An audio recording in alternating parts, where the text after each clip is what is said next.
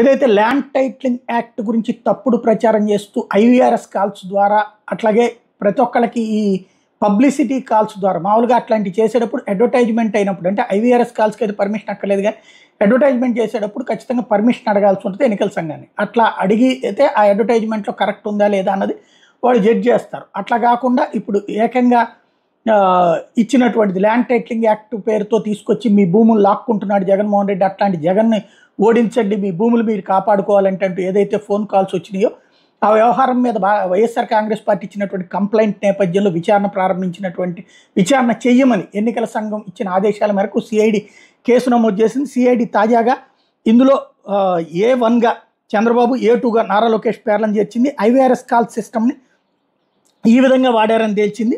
EC ఆదేశాల ఫలితంగా ఇప్పుడు సిఐడి విచారణ అన్నటువంటి ప్రారంభమైంది. ఇది కరెక్ట్గా ఎన్నికల సందర్భంలో ఇదే కనుక జగన్ విడప్పుడు చేస్తే కనుక జగన్ అక్రమం చేయించాడని చెప్తారు. ఇది ఎన్నికల సంఘం కాబట్టి ఏమనడానికి లేదు.